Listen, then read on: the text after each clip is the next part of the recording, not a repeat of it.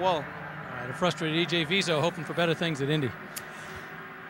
And they are doing the wave around right now, so those cars that stayed out there will get back on the tail end of the lead now. And we mentioned it already, it was Marco Andretti, Rafa Matos, Will Power, and Mike Conway, just in case you missed it. Our green flag run was 73 total laps. The longest here was back in 2007. We went 93 laps before having a caution. And you're saying what's the record for fewest cautions? 2. So it's not uncommon to have very few cautions here at Kansas as we get a little bit closer to the halfway point. Well, we've heard that Scott Dixon right now is very happy with his car. They made an air pressure adjustment, so obviously he believes that's the little small things that he needs done.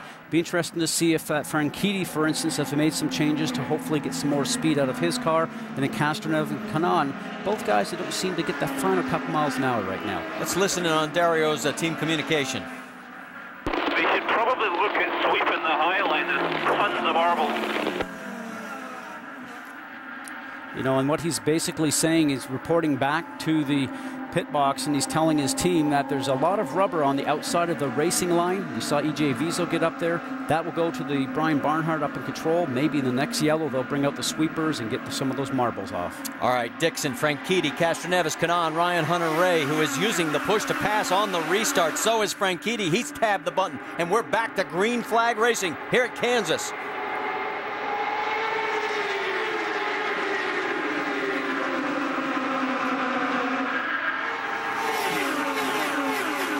Too wide through the corner. Are they going to try and make it 3? It looks like they will further back in the field. That's Marias in the 32. Now he goes low. The Lotus machine, you see at the back of that one grouping of Sato. He's probably getting a big learning experience right now because of all those cars that are in front of him, giving him all that disturbed air. He'll be feeling things that he's really never felt before. Just the buffeting inside the cockpit that he will feel. The light steering wheel occasionally as he's now right behind the number 6 of Ryan Briscoe. Remember, Briscoe has dropped all the way back to 11th position. His next target is Mario Marias, but he's got to fend off the 5 of Takuma Sato. And he also has to have some patience now because Briscoe's got a faster car. He has to go around the outside, the high side, but he has to have patience for the guys that are running in front of him.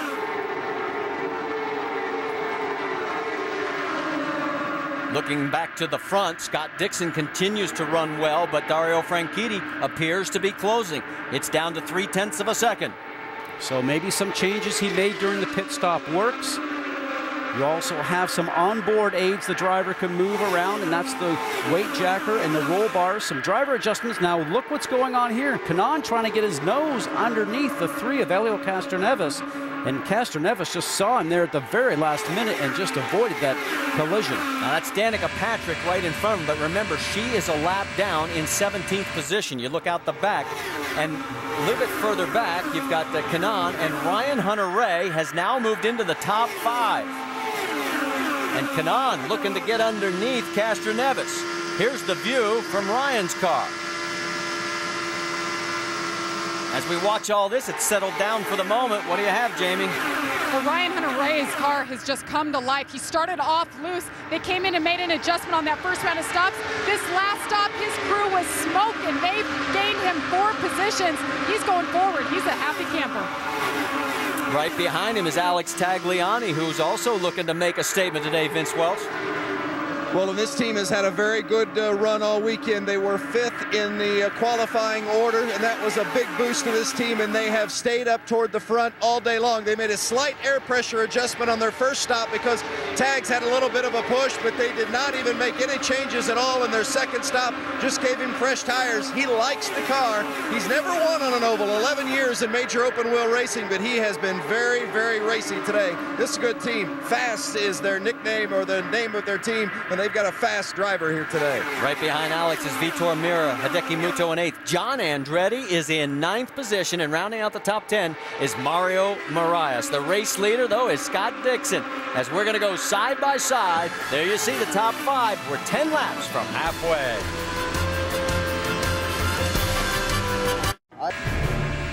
The Indianapolis 500. Helio Castroneves tries to become the fourth four-time winner. There may be 5 women drivers to make the field. We've got 40 entries already for 33 spots.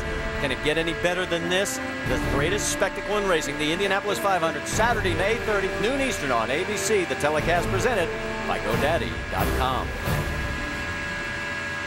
And in the rearview mirror of Danica Patrick's car is Helio Castroneves, as he is running in 3rd position. Danica a lap down in 17th. We have 16 cars on the lead lap. Right now, Danica's thinking, how did I get a lap down? Because she's being able to run the pace almost of the leaders, but obviously enough to be able to keep Helio behind you. So that's a difficult situation for a driver when you're a lap down. Andretti Autosport teammates Tony Kanaan and Ryan Hunter-Reay locked in a battle. That is for 4th. Vince? It's been a very solid run for Tony Kanaan so far. Remember, guys, before the race, he said the balance was good, but they just don't have the speed. That's really been the case so far today. They don't have the speed. Michael Andretti told me just a moment ago that those up front do, but they've got a very good balance with the race car, and that's allowing TK to maneuver through some of the traffic. That's been one of the main issues up and down pit lane today, is when some of these cars get in a 3 or 4 car pack, their balance goes away, but Kanaan's has been steady in those circumstances, and that's allowed him to move up several spots, running in the top 5. Pretty good for a guy who didn't like his race car, huh? Yeah, for both of them. Jamie, what do you have? Well, and his teammate Ryan Hunter-Reay, who's right behind him, told me yesterday one of the main factors of his success this year with this brand new team for him is Tony Kanaan. He said the two are working together so well and that their driving styles are very similar. He was able to use his setup yesterday, as you see a battle here. Ryan Briscoe's on the move, but that's the 12 of Will Power making his way up after having a bad pit stop earlier on. But Ryan Hunter-Reay definitely working with the 11 car as they're trying to move to the front. And Will Power 13th right now, as we have reached halfway, and we've only had the one caution. Don't mean to jinx anything, but you're on board with Dan Wheldon, who we thought would be a real player in this mix, but he's a lap down in 19th right now. Hey, Marty, when they're talking about the balance of the cars from the reports that we're getting from the pit lane, the balance itself, when their car starts to change from the fuel load and the tires start to go away just a little bit, that sometimes means the front starts to wash out on you, or the back end wants to come around just a little bit, and the drivers have those driver aids again inside the car, the weight jacker and also the roll bars, to hopefully combat some of those situations that happen. But sometimes you run out of adjustments, and then you just have to drive the car. Vince, you've got more on Wheldon's situation? Well, they really dug themselves a hole early on. They did not like their first set of tires. For some reason, it just did not mesh with what the setup was on their car. When they came in on that first stop, they dropped the tire pressure a pound on each of the corners. That's a big adjustment. And Wheldon says the car is much better since then, but he's got quite a hole to dig out of now. Yeah, he does. As we mentioned, we are past halfway. Here is Danica Patrick a lap down right in front of Helio Castroneves, and closing quickly now is Tony Kanaan. And Danica stays on the low line, now drifts up a little bit. Oh, that's not going to make Helio happy. They're side by side. Oh, and she knows that she's a lap down, so obviously she is just trying to keep the strong pace going. But Helio right now is saying, come on, give me a little bit of a break. And he's letting her know just by weaving the car from the one side to the other. She's off the gas because her car doesn't work there. Now, proper etiquette really is maybe just to breathe the car a little bit and let that competitor go by, because you are not in the race right now. They are still side by side through the corner. Tony Kanaan trying to give a little space there, and just in case something happens. And again, Helio cannot get the pass done. And she's right in the middle of the track. He looked to go inside, decides to try the high line once again. The guy that's looking right now, lurking in the back, is Kanaan, and he seemed to be able to stretch away from Ryan Hunter-Reay, who has since been passed by Tagliani. On the left of your screen, Marco Andretti has pulled into pit lane, so he's getting fresh Firestones. And again, on the right side, Helio cannot get the job done.